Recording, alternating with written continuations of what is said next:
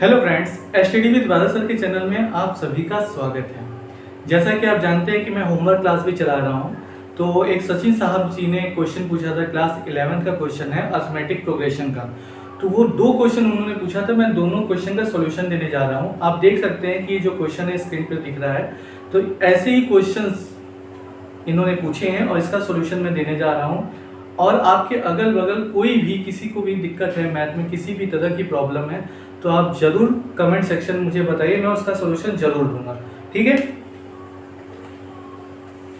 देखिए क्वेश्चन पढ़ते हैं। पहला क्वेश्चन है, यदि एक समांतर श्रेणी के प्रथम m तथा प्रथम n पदों की योगों का अनुपात m² है, तो सिद्ध करें कि mवां पद और nवां पद 2m-1 और 2n-1 है। ठीक है, देखिए बात को समझिएगा। mवां पद और nवां पद 2m-1 और 2n-1 है, यही सिद्ध करना है। तो देखिए मान लेते हैं, माना श्रेणी का प्रथम पद a तथा सर्वांतर b है। ठीक है, Sm और Sn, आपको पता है Sn का फॉर्मूला होता है 2n/2 2a plus n-1 into D. ठीक है, तो m है, n की जगह पे क्या है, m है यहाँ पे, तो यहाँ हो जाएगा m/2 2a plus m-1 into D. इसी तरीके से यहाँ पे n/2 ये है 2a plus n-1 into D. ये 2 से 2 करिए। ठीक है, अब देखिए Sm और Sn दोनों का अनुपात दिया हुआ है m²/n²। ये हो गया m/n। ठीक है, 2a plus n-1 into D, यहाँ पे 2a plus n-1 into D.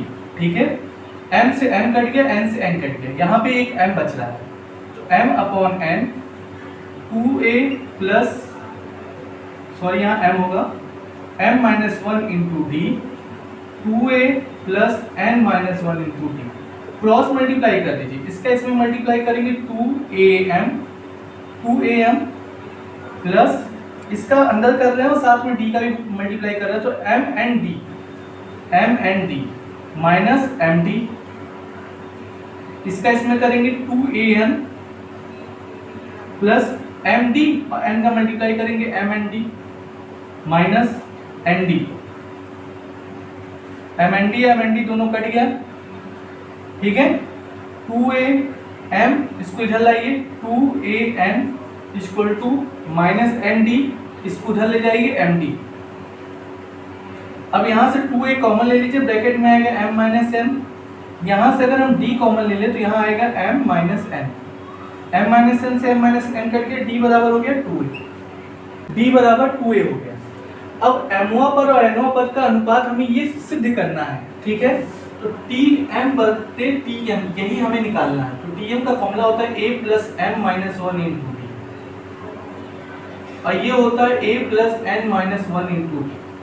ठीक है, अब ध्यान से देखो, आ जाएगा आंसर। a तो a ही रहने दो, m की वैल्यू नहीं पता है m-1 और d की वैल्यू है 2a, यहाँ हो जाएगा 2a। ये हो जाएगा a plus n-1 into 2a।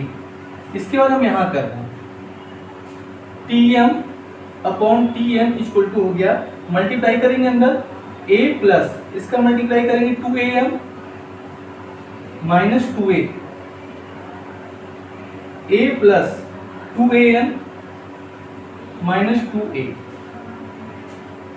a में से माइनस 2a गया, कितना आएगा माइनस a, ये 2a हम लिख देंगे माइनस a, यहां से 2an लिख देंगे माइनस a क्या करेंगे कॉमन लेंगे, यहाँ आएगा 2m-1। ठीक है, a कॉमन ले लिए 2m-1 और यहाँ से a कॉमन लेंगे 2n-1, a कट गया और 2m-1 और 2n-1, ये आंसर है। सिद्ध कर लिए, प्रूफ हो गया। बहुत बहुत धन्यवाद सचिन जी जो आपने क्वेश्चन पूछा। इसी तरह सब लोग क्वेश्चन पूछिए भाई। क्या केवल सचिन जी ही पढ़ रहे हैं क्या? आप नहीं पढ़ रहे हैं? और लोग नहीं पढ़ रहे हैं क्या? चलिए नोट कीजिए इसको। अब दूसरा क्वेश्चन जो इन्होंने पूछा था अब मैं वो बताने जा रहा हूं।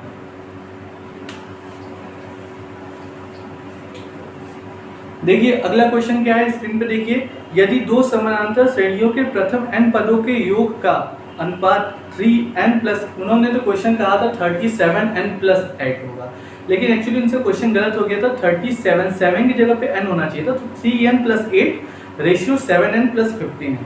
तो श्रेणी के 12वें पदों का अनुपात बताइए। ठीक है, ये क्वेश्चन हमसे पूछा है। दो श्रेणी है, तो दोनों श्रेणियों का हम क्या करेंगे, प्रथम पद और सर्वांतर हम इसको मान लेते हैं। देखो प्रथम पद को तो हम चेंज करेंगे और सर्वांतर को भी हम चेंज करेंगे। तो मान लेते हैं क्वेश्चन सेकंड है इनका, माना दो समांतर श्रेणी के का प्रथम पद A1 तथा A2 है तथा सर्वांतर D1 व D2 है। देखिए ये मत सोचिए कि मैं सीबीएसई आईसीएसई के क्वेश्चन नहीं बता सकता। जो जिस लैंग्वेज में क्वेश्चन पूछेगा मैं उसको सॉल्यूशन उसी लैंग्वेज में दूंगा। इन्होंने हिंदी मीडियम पूछा, इसका मतलब मुझे लगता है कि यूपी बोर्ड के हैं। अगर आप इंग्लिश में लिख के भेजेंगे तो आई थिंक वो आप सीबीएसई आईसीएसई में होंगे, तो मैं पूरा इंग्लिश में एक्सप्लेन करूँगा। ठीक है, समांतर श्रेणी के प्रथम पद A1 तथा A2 है और सर्वांतर D1 D2 है। अब क्वेश्चन ये कह रहा है कि दो समांतर श्रेणी के प्रथम पदों का योगफल दिया हुआ है, अनुपात। अब देखो क्या दिया हुआ है, एक S1 दिया है, दूसरा S2। ये दिया हुआ है 3n प्लस 8 और ये दिया है 7n प्लस 15, ये दिया हुआ। तो हम लोग एक काम करते हैं, S1 लेते हैं। S1 वाला फॉर्मूला होता है n/2 2a plus n minus 1 into D. यहाँ A1 हो जाएगा, यहाँ D। इसी तरह S2 लेंगे, n/2 2a2 plus n1 minus 1 into D. अब हम क्या करेंगे, दोनों का रेशियो ले लेते हैं। ये दोनों का क्या करते हैं, रेशियो ले लेते हैं। ये इससे कटेगा। अब ये S1 अपॉन S2 का अनुपात दिया हुआ है 3n प्लस 8 और ये दिया है 7n प्लस 15। ये हो गया 2a1 plus n minus 1 into D1, 2a2 plus n minus 1 into D। एक काम करते हैं, एक काम और इसी में कर देते हैं, 2 से ऊपर डिवाइड करते हैं और 2 से ही नीचे डिवाइड करते हैं। अच्छा हम इसको यहीं कर लेते हैं। 2 को अगर हम डिवाइड करते हैं तो 2 से ये कट जाएगा, तो A1 हम यहाँ लिख देते हैं। 2 से भाग देने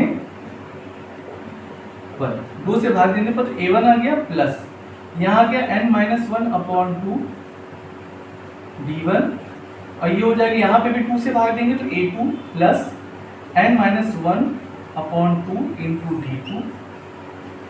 ये दिया है 3n प्लस 8 और 7n प्लस 50, ये दिया हुआ। इसको अब मान लीजिए क्वेश्चन नंबर 2। ठीक है, अब हो गया। अच्छा 12वें पदों का अनुपात पूछ रहा है, तो 12वें पदों का अनुपात मतलब T12 निकालना।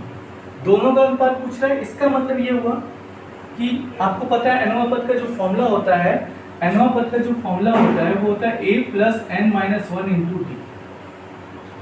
अब हम क्या करेंगे, T12 निकालना है अगर मान लो, तो क्या हो जाएगा, a1 plus n minus 1, n के जगह पे 12 है, 12 माइनस 1 मतलब 11 D1 और ये हो गया a2 प्लस 11 D2। ठीक है, T1 मतलब ऐसा मान लेते हैं हम इस तरह से, डबल डैश और डैश इस तरह से मान। अब ध्यान से देखो, यहीं पे समझ में आएगा आपको, बस यहीं पे थोड़ा दिमाग लगाना है। देखो दिमाग क्या लगाना है, 12वें पदों का अनुपात पूछ रहा है, ये इसके इक्वल है और ये है। अब ध्यान से देखो, अगर हम इक्वेट करते हैं, समीकरण 1 और 2 देखते हैं, समीकरण 1 व 2 से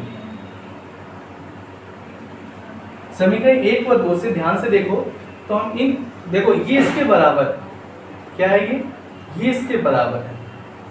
अब देखो कैसे है, हम इसको दिखा रहे हैं क्योंकि हमें वैल्यू लानी है, तो इसके बराबर इसको दिखा रहे हैं, तो हम इसको पहले ऐसे लिखेंगे समीकरण 1 और 2 में। तो a1 में हम a1 लिखेंगे plus n minus 1 into D, यहाँ होगा a2 plus n minus 1 upon 2 d2, ये इसके बराबर दिखाया। तो a1 प्लस 11 d1 और a2 प्लस 11 d।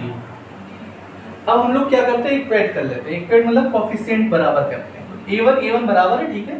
यहाँ पे d1 है, तो d1 का जो गुणांक है वो 11 है और यहाँ पे d1 का गुणांक है n माइनस 1 अपॉन 2। तो हम ध्यान से देखते हैं 1 व 2 को गुणांक देखने पर, d1 व d2, d1 का गुणांक देखो कोफिशिएंट इंग्लिश में कहते हैं। तो n minus 1 upon 2 equal to 11, n minus 1 upon 2 equal to 11, cross multiply करेंगे n माइनस 1 और 11 दूनी 22, तो ये n की वैल्यू होगी उधर जाएगी 23। अब देखो 12वें पदों का अनुपात पूछ रहा है हमसे, क्या पूछ रहा है, 12वें पदों का अनुपात। ये इसके बराबर हमने लिया, ठीक है। अगर ये इसके बराबर है तो इसका मतलब इसके बराबर जो है ये है। ध्यान से देखो, बात को समझना, ध्यान से देखना, एकदम समझना, ध्यान से देखो, एकदम समझना है इसको।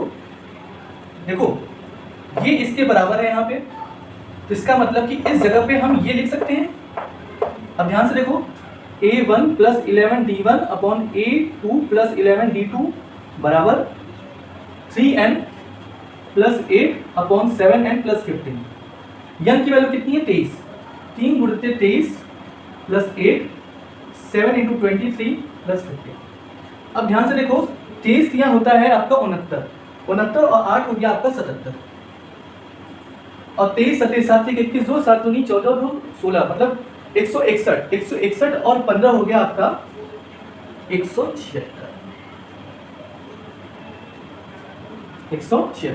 11 से कटेगा ये, 11 सते 77, 11 एकम 11, 11 छत्तीस। अब ध्यान से देखो तो ये वैल्यू ये इसके बराबर है, यहाँ पे इसकी जगह पे हम लिख सकते हैं t1 double dash upon t1 double dash equal to हो गया आपका 7/16। यही आंसर आया है। अगर समझ में आ गया हो तो कमेंट सेक्शन में आप जरूर बताइए, और सब कुछ फ्री ऑफ कॉस्ट है। जितना आप हमसे नॉलेज ले सकते हैं आप बिल्कुल लीजिए। अगर कहीं पे भी कुछ दिक्कत आ रही है कि सर मुझे ये इसके नहीं समझ में आ रहा, तो प्लीज़ आप फिर से बोलिएगा, मैं फिर से एक्सप्लेन करूँगा, ठीक है।